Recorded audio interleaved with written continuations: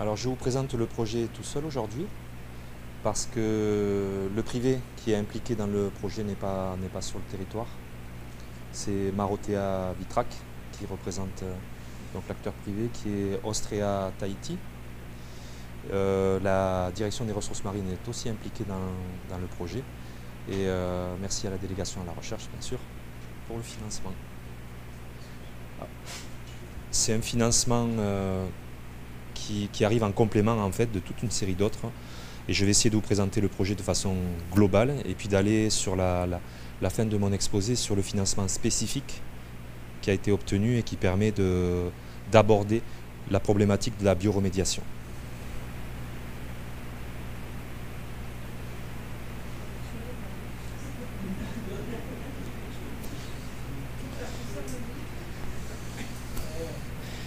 Tu veux que je prenne mon ordi?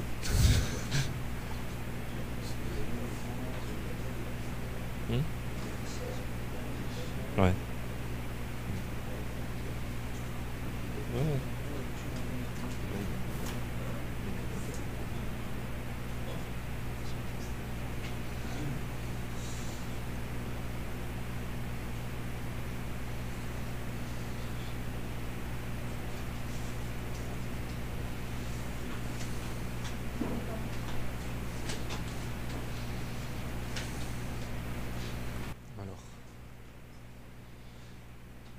Bon, alors pour commencer, une introduction sur les systèmes de production alimentaire. Ce qu'il faut savoir, c'est que les systèmes de production actuels ont des coûts environnementaux énormes, qui sont liés à un certain nombre de facteurs. Aujourd'hui, la production de gaz à effet de serre par les systèmes de production alimentaire, c'est à peu près un peu plus de 20% dans les pays développés, avec les caractéristiques qu'on connaît de la Polynésie et le transport d'une série d'aliments par le transport maritime, bien sûr, augmente le problème ici.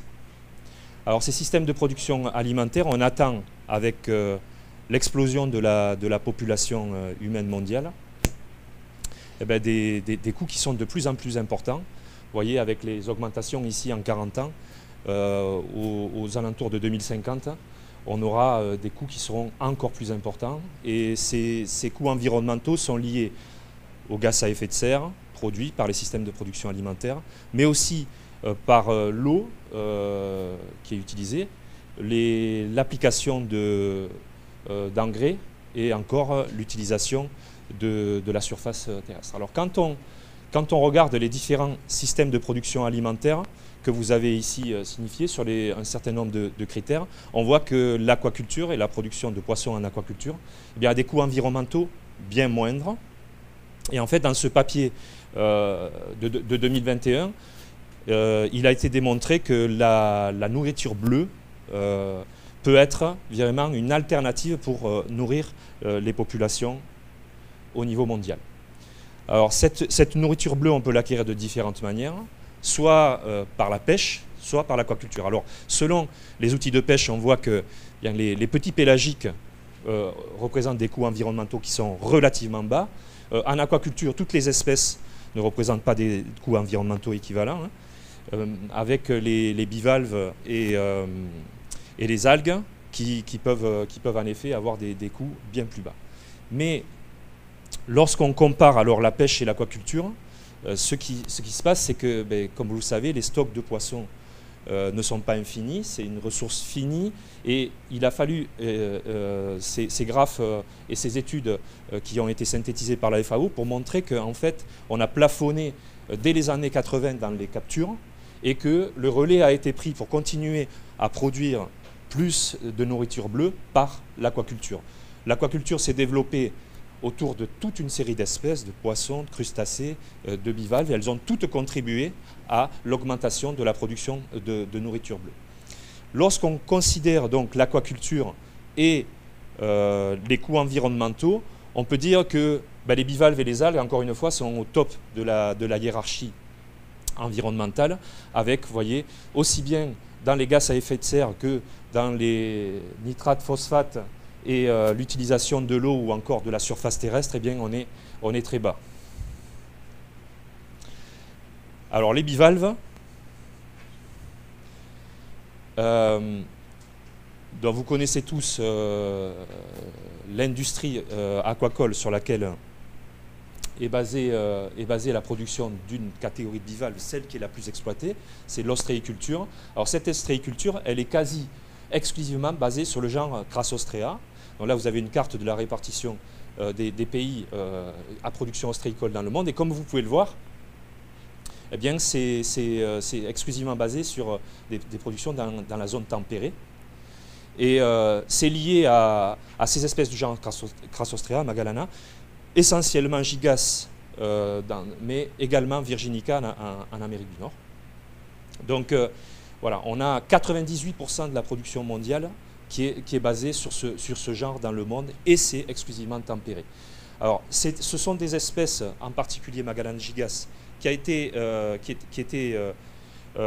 autochtone du Japon et qui a été transférée dans l'ensemble du monde. Alors c'est une espèce qui était particulièrement adaptée à l'ostréiculture, ses capacités de croissance notamment, qui a pu s'adapter à beaucoup d'environnements différents, mais à cause de ce transfert qui a eu lieu dans tous les pays du monde, eh bien, on a fait un excellent melting pot pour faire une belle panzo aussi. Donc on a cette huître qui est touchée par une maladie qu'on appelle le POMS, sur laquelle j'ai travaillé pendant ces 10 dernières années. Et on a également eu beaucoup de problèmes d'invasion biologique. Hein. Tout le nord de l'Europe a été colonisé par les gigas qui ont été importés de façon massive dans les années 70, lorsque Angulata était décimé par les iridovirus. Donc on va essayer de faire différemment ici en Polynésie française, et on va essayer de développer une ostréiculture pour promouvoir une source protéine à faible coût environnemental, on l'a expliqué, et basée sur des espèces autochtones, donc des espèces locales, pour essayer de contribuer à l'indépendance alimentaire des territoires et pays tropicaux.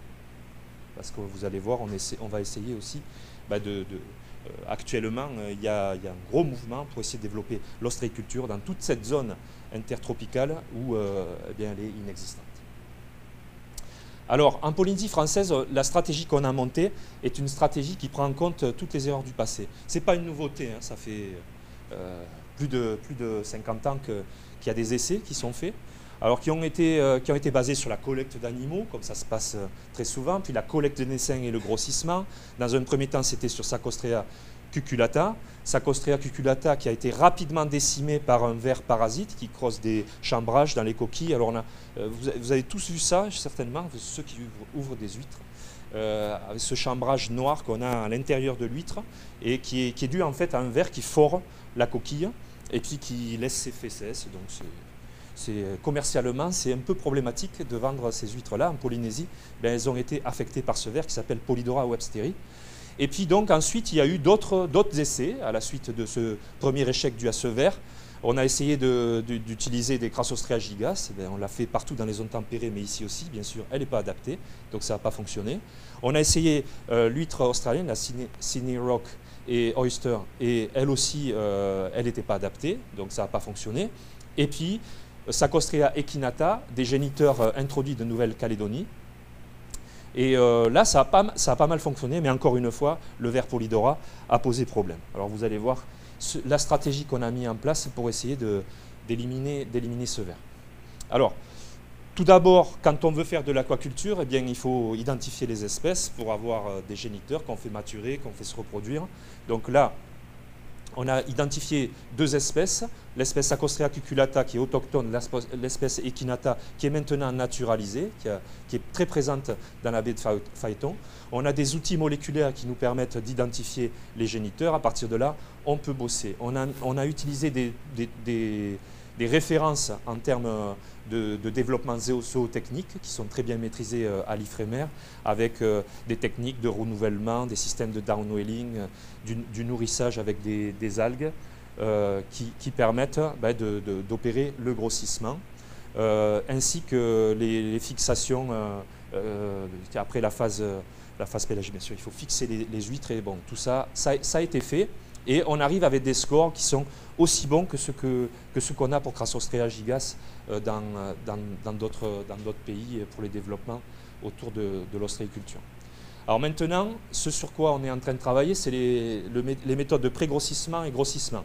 Donc les deux espèces, on les teste dans deux environnements. Est-ce qu'on va faire des cultures en bassin de terre ici? Est-ce qu'on sera obligé de faire ça? Ou est-ce qu'on pourra aller, malgré l'oligotrophie du milieu, en fond de baie eutrophe, on réussira à avoir des grossissements qui nous permettent d'atteindre des tailles commercialisables suffisamment tôt? C'est des choses qu'on est en train de tester. On est en train de tester toute une série de dispositifs qui permettent de faire le pré-grossissement et des systèmes de grossissement dont je parlerai de ce système d'exondation qui est un système qui a été inventé par un ostréiculteur métropolitain qui est impliqué dans le projet. Ce système en fait était fait pour mimer des marées en Méditerranée. Alors le dispositif il est assez simple, en fait c'est des tubes galvanisés sur lesquels on a des cordes, les huîtres sont collées sur des cordes lorsqu'elles sont à peu près de 2-3 cm et grâce à la rotation de ces tubes galvanisés connectés à des moteurs alimentés par l'énergie solaire, eh bien on peut faire dans la journée remonter les huîtres. Alors ces systèmes, lui, c'était fait pour faire des huîtres qui allaient avoir par ce dispositif des qualités organoleptiques et de chair particulières parce que c'est des sportifs de haut niveau, on les entraîne en fait à sortir de l'eau et à avoir le muscle qui se contracte, donc on a une chair beaucoup plus ferme qui ont fait de ces huîtres, des huîtres qui sont actuellement utilisées sur les plus grandes tables en métropole. Donc, mais en même temps, ce système, il a été, donc Tarborièche l'a vendu, breveté et vendu un peu partout dans le monde et partout. Et, pardon ? Ok. Et ce système, en fait, lui a permis de démontrer qu'on avait une élimination du problème polydora lorsqu'il était utilisé. L'huître ne meurt pas à l'exondation, mais le ver est sensible à l'exondation et il meurt. Donc, vu les problèmes qu'on avait rencontrés en Polynésie française, eh bien, on a décidé d'utiliser ce système. Donc, actuellement, ce que je peux dire, c'est qu'on est en train de développer tous ces systèmes. On est en train de faire des essais de triploïdie pour augmenter encore la vitesse de la croissance. Une huître triploïde ne mature pas sexuellement, donc ça permet d'investir exclusivement dans la croissance. C'est ce qu'on est en train de tester. On a mis en place toute une série de collaborations internationales puisque ces cultures se répliquent sur des tas de modèles, notamment sur des tas de territoires, notamment dans le Pacifique. Dernier congrès de l'aquaculture mondiale, eh bien, il y avait un workshop dédié à l'ostréiculture tropicale. C'était le premier et le second sera organisé à Tahiti début 2025. Alors, dans le cadre du lotissement aquacole de Faratea, l'idée c'est d'utiliser la culture des huîtres combinée à l'aquaculture de la crevette. Les effluents des cultures de crevettes pouvant être utilisés pour générer des blooms d'algues qui vont alimenter les huîtres. Ce qui permet en fait de bioremédier les effluents avant qu'ils repartent au lagon. Donc le projet d'Hémostréapol est un projet qui a permis de construire ce mini Faratea à l'Ifremer à Vairao avec des bassins qui vont être utilisés pour étudier différents types de cocultures et aussi de cultures d'algues en bassin de terre qui vont permettre de mettre au point le système qui sera le plus adapté pour pouvoir nourrir ces huîtres et éventuellement en effet faire de l'aquaculture multitrophique intégrée qui permet donc de remédier des rejets d'une culture pour alimenter une autre culture. Et voilà, j'en terminerai là. Merci pour votre attention.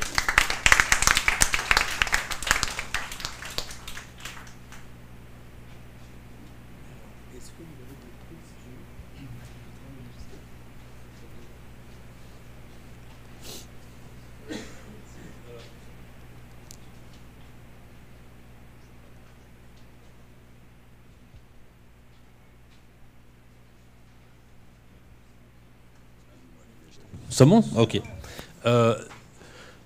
Merci Guillaume. La question que je me posais, c'est en termes de productivité, parce que finalement, ces fils là sur lesquels sont accrochées les huîtres, Finalement, il n'y a pas un effectif d'huîtres immense là-dessus. Je veux dire, en métropole, c'est exactement le même système ou ils arrivent par la suite à optimiser avec... parce que je vois les parcs à huîtres, c'est avec des sacs d'huîtres et une quantité, un effectif d'huîtres énorme. Là, ça me semble assez limité. Il y a possibilité de travailler ce... Alors, l'avantage en fait de ce dispositif, c'est que tu répartis dans la colonne d'eau. Donc, en fait, tu as différentes strates sur lesquelles tu peux mettre les animaux, clairement. Après, ici, tu vas pas avoir le choix, hein.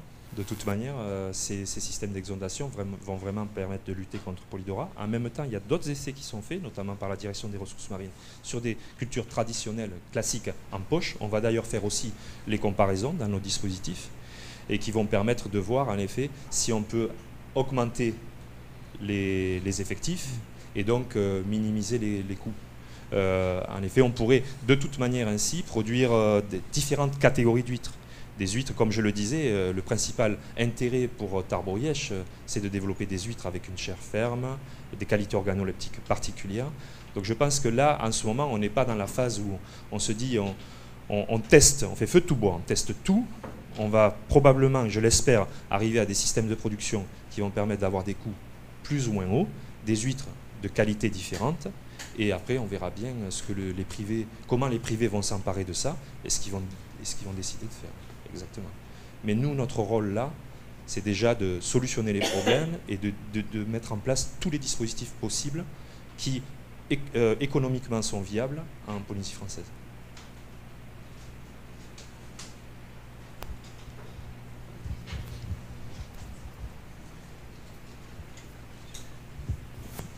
Tu as parlé de l'huître triploïde. Quelle est la méthodologie pour induire cette triploïdie? En fait, il y a différentes méthodologies, mais celle qu'on a choisie en Polynésie, en collaboration avec les collègues du Cochrane Institute de Nouvelle-Zélande, c'est la triploïdisation chimique. Parce que, en fait, elle est beaucoup moins risquée pour l'environnement. Ce qu'on fait, c'est grâce à un produit qui s'appelle le 6-DMAP, on élimine... on exclut le deuxième globule polaire, ce qui permet en fait d'avoir des triploïdes qui sont stériles. Donc tu peux de toute manière pas après créer de problèmes au niveau environnemental. Là, en métropole, ce qui est fait, ça nécessite des systèmes de biosécurisation qui sont incroyables. C'est de travailler sur des tétraploïdes. Donc tu génères des tétraploïdes qui vont te permettre avec des diploïdes de générer des triploïdes. Le problème de ce type de dispositif, c'est pour ça que je n'ai pas voulu qu'on essaie ça ici, c'est que si tu as de l'échappement de la tétra, tu peux éventuellement stériliser les populations naturelles. Donc ça nécessite des niveaux de biosécurisation qu'on est en train de mettre en place à l'IFREMER, mais qui sont vraiment très très très coûteux. Et pour le moment, on ne peut pas se permettre, au moins au niveau des premiers essais.